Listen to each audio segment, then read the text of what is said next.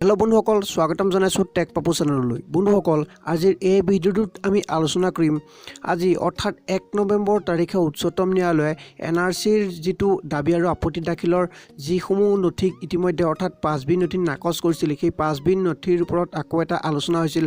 সেই আলোচনাটোত উচ্চতম ন্যায়ালয়ে কি সিদ্ধান্ত গ্ৰহণ কৰিলে সেই বিষয়ে ভিডিঅ'টোত আলোচনা কৰিম আপোনালোকে ভিডিঅ'টো শেষলৈকে চাই থাকিব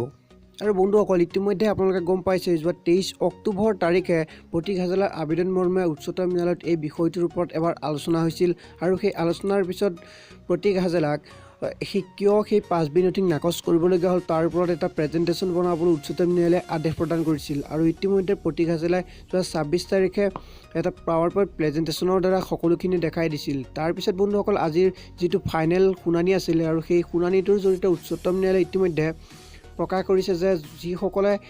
নাম অৰ্থাৎ NRC দ্বিতীয়খন খচৰাত নাহিলে তেখেতসকলে দাবী আৰু আপত্তি দাখিলৰ বাবে প্ৰথমতে অৰ্থাৎ পূৰ্বতে যি 15B নথি ইতিমধ্যে স্বীকৃতি প্ৰদান কৰিছিল সেই সকলোখিনি নথি ইতিমধ্যে তেখেতসকলে আবেদন কৰিবলৈ ব্যৱহাৰ কৰিব পাৰিব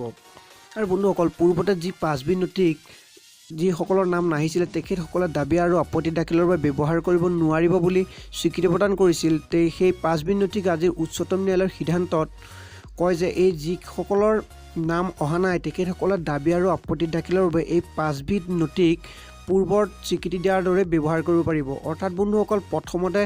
যি 15B নথিক স্বীকৃতি প্ৰদান কৰিছিল NRCৰ দাবী আৰু আপত্তি দাখিলৰ বাবে সেই সকলোকেইবিধ নথিকে এতিয়া আপোনালোকে NRCৰ দাবী আৰু আপত্তি দাখিলৰ কাৰণে ব্যৱহাৰ কৰিব পাৰিব